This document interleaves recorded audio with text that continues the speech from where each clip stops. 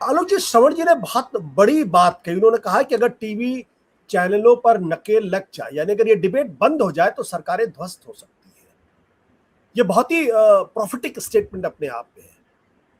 आप इससे कितना सहमत है जब सुप्रीम कोर्ट ये कहता है कि आपके लिए तुच्छ चीज है, आप मुंह क्यों बने हुए हैं? इसका मतलब ये कि जो बात श्रवण जी कह रहे हैं उस बात में दम है कि ये सब कुछ सरकार के जानते बूझते हो रहा है और वो उस पर नियंत्रण नहीं करना चाहती। देखिए, गर्ग साहब जो कह रहे हैं वो आप जानते हैं, श्रवण गर्ग साहब हम सब में सबसे वरिष्ठ पत्रकार हैं। इन्होंने दुनिया बहुत देखी है और बहुत गहराई से देखी। आज की तारीख में भी बहुत छोटे-मोटे मसले जो हमको दिखते हैं, जिस वक़्त हम इनसे बात करने को कहते हैं, तो उसका बहुत गहराई से अध्ययन करने के बाद आते हैं। तो मैं उनकी इस बात से सहमत हूँ कि अगर इस तरह की डिबेट बंद हो जाए, इस तरह का टेलीविज़न का व्यवहार बंद हो जाए, तो शायद आज का पूरा सत्ता प्रतिष्ठान मुसीबत में आ जाएगा। ये बिल्कुल सही बात है और मैं इस बात को लेके बहुत खुश हूँ आशुतोष कि आज सुप्रीम कोर्ट ने ये सवाल इस अंदाज में उठाया है। सुप्रीम कोर्ट ने ये नहीं कहा है कि फलाने एंकर के खिलाफ कार्रवाई की जाए, फलाने चैनल पर पेनल्टी लगा दी जाए, उनको जेल भेज दिया जाए, उनको नोटिस भेजा जाए। उन्होंने बहुत बुनियादी एक सवाल पूछा है कि डिबेट का तरीका क्या होता है? डिबेट जब कोई आदमी आयोजित करता है, उसका जो मेज़बान है, होस्ट है, एंकर है, उसकी क्या भूमिका होनी चाहिए? इसके नियम ले डाउन कर दिए जाएँ।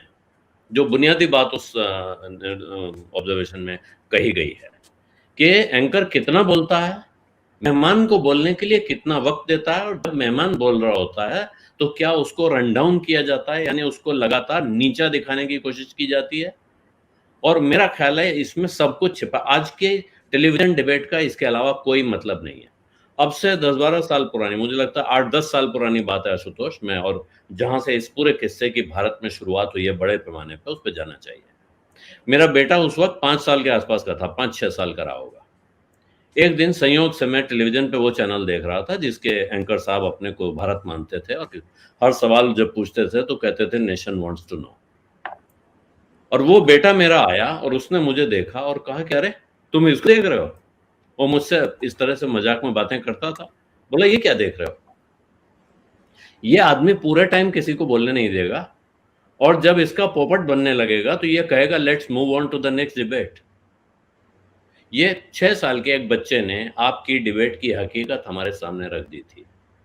ये थी टेलीविजन डिबेट और ये फॉर्मेट उस वक्त एक जगह चलता था, लेकिन जल्दी ही लोगों को समझ में आया, खास तौर पे मालिकों को समझ में आया, एंकरों को समझ में आया, संपादकों को समझ में आया कि अरे ये तो बड़ा जबरदस्त चल रहा है, यही फॉर्मेट हम सबको अपनाना है। और जब ये अपनाने की कोशिश प्रक्रिया चल रही थी तो जहां गर्ग साहब कह रहे हैं वहां इसका रहस्य है। एक एक राजनीतिक पार्टी को कहिए या हो सकता है औरों को भी समझ में आया हो, उनके हाथ में, कहते हैं खुदा गंजे को नाखून नहीं देता, उनके हाथ में आज नाखून नहीं है, इसलिए हमें पता नहीं है कि वो कितना गहरा घाव कर सकते हैं हमारी खोपड़ी में। लेकिन जिनके हाथ में नाखून हैं उन्होंने इस तरह की एक पूरी फौज, मैं और मैं बहुत सोच विचार के शब्द इस्तेमाल कर रहा हूँ, एक पूरी फौज पाल रखी है जो उनके इशारे पर किसी के भी का भी खून निकालने के लिए, किसी के भी कपड़े उतारने के लिए दिन भर तैयार रहती है। और रोज वो इसी अंदाज में काम करते हैं। लोग बुलाए जाते हैं दिखाने के लिए। एक बड़ी 8 विंडो की स्क्रीन होती है जिसमें एक एंकर होते हैं, एक सज्जन सत्तारूढ़ पार्टी की तरफ से होंगे, एक विशेषज्ञ नाम के सज्जन होंगे जो कि एक सत्तारूढ़ पार्टी का पितृ संगठन है उससे जुड़े हुए होंगे, लेकिन लिखा होगा राजनीतिक विशेषज्ञ। इसके अलावा एक आध विशेषज्ञ और होंगे जो इस तरफ के ही होंगे। उसके बाद एक विपक्षी पार्टी का या 2 विपक्षी पार्टी के प्रवक्ता होंगे और ये सब मिलके, इनमें आप बिल्कुल बाकायदा ये पैटर्न नोट कर सकते हैं, आप निकाल के देख सकते हैं कि किन लोगों की आवाज आपको साफ सुनाई देती है, किन लोगों की आवाज दबी हुई सुनाई देती है, किन की आवाज बहुत जल्दी म्यूट हो जाती है और किन के बोलते समय एंकर लगातार बीच में बोलता रहता है और किन लोगों की बात वो धर्मपूर्वक सुनता है। और एंकर खुद जो व्यवहार करते हैं आशुतोष, आप टेलीविजन से आए हैं, मुझे मुझे बहुत तकलीफ हुई, अफसोस हुई वो दिन देख के, जिस दिन एक एंकर ने अपने एक मेहमान को, एक पॉलिटिकल पार्टी के प्रवक्ता थे, सामने खड़े होकर कहा आपकी औकात नहीं है कि हमारे चैनल के दरवाजे पे आप खड़े हो जाएं। और ये बहुत प्रचलित जुमला है आज की तारीख में कि मेरे शो से निकल जाइए, आप मेरे शो पे। ये मेरा शो ऐसा लगता है कि जैसे दहेज में लेकर आए थे शो। एक एंकर एक संस्थान का हिस्सा है, वो संस्थान से बड़ा नहीं है, लेकिन आज की तारीख में बहुत सारे एंकर अपने अपनी जगहों पे अपने अपने को अपने संस्थान से बड़ा नहीं, इस पूरी व्यवस्था से बड़ा मानने लगे हैं और वो इस तरह से व्यवहार करते हैं। ये व्यवहार स्वतः स्फूर्त नहीं है, ये व्यवहार उनके मालिकों ने उनको यूं ही नहीं करने की इजाजत दे दी है। या तो मालिकों ने उनसे कहा है कि तुम जैसा कर रहे हो बिल्कुल ठीक कर रहे हो, तुम्हारी पीठ पे हमारा हाथ है, और या उनकी पीठ पे किसी ऐसी ताकत का हाथ है जो उनके मालिक से भी ज्यादा ताकतवर है। इसलिए उनको ये हिम्मत और हौसला मिलता है।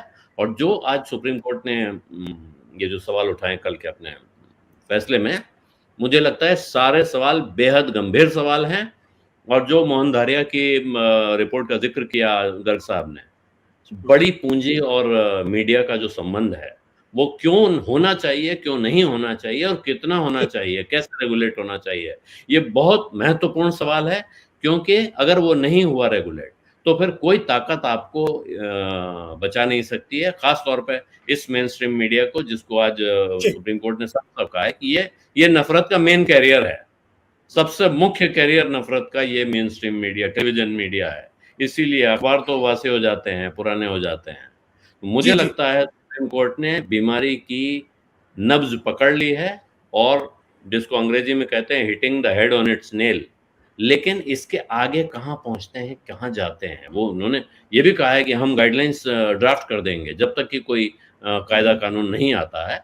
इसके साथ एक बड़ा खतरा पैदा होता है, ये भी ध्यान रखना चाहिए। जिस खतरे को बचाने के लिए बहुत समय से हम मीडिया के लोग प्यूरिटन रवैये में थे कि भाई सरकार को रेगुलेशन की ताकत नहीं मिलनी चाहिए, लेकिन ये टेलीविजन मीडिया के व्यवहार ने, उनके जो तौर तरीके हैं, जो उनके कारनामे हैं, उन्होंने मौका दिया है। मैं कहूंगा बिल्कुल उन्होंने आ बैल मुझे मार। ये सवाल सत्य हिंदी का ऐप डाउनलोड करें गूगल प्ले स्टोर पर।